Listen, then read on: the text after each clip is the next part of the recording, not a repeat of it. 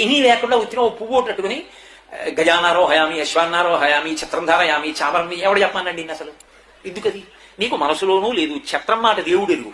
అసలు నీకు మనసులో ఛత్రం ధారయామి అన్నప్పుడు ఏం చేద్దాం అనుకుంటున్నావో కూడా నీకేం లేదు. ఉత్తినే అలా అంటూ ఉంటావు అంతే. ఓ పువ్వు చేతిలో ఇలా ఇలా ఇలా అంటుండడం ఎందుకది? పోనీ మనసులో ఉండి నువ్వు ఛత్రం ధారయామి అంటే ఇలా ఏమిటి? నీకు గొడుగు వేస్తే ఇలా అంటారా? గొడుగెట్టి ఇలా అంటారు గొడుగు పట్టుకుంటే. ఛత్రం ధారయామి పోనీ పువ్వు ఇలా పెట్టడం ఇలా అంటాడేమిటో ఎందుకది? నాకు వస్తుంది కోపం. గుళ్ళకెళ్ళినప్పుడు అలాంటి పూజలు చేసే వాళ్ళని చూస్తే జుట్టు పట్టుకుని బయటికి ఈడ్చుకొచ్చేయాలనిపిస్తుంది. నీకు బుద్ధుందా ఏమిటా పూజని?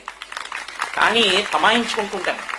నాకు వచ్చే కోపం ఎటువంటిదో గోపాలకృష్ణ గారికి తెలుసు. అందుకే నేను గుళ్ళకెడితే బాబు పూజ చేయకండి, నేను దర్శనం చేసుకెళ్ళిపోతానంటుంటాను. నిజంగా నువ్వు చెయ్యాలనుకుంటే ఓ గొడుగు వేయలేవు. ఓ గొడుగు తెచ్చి ఇంత వెండి గొడుగు తెచ్చి ఇలా పెడితే చాలు అమ్మవారికి.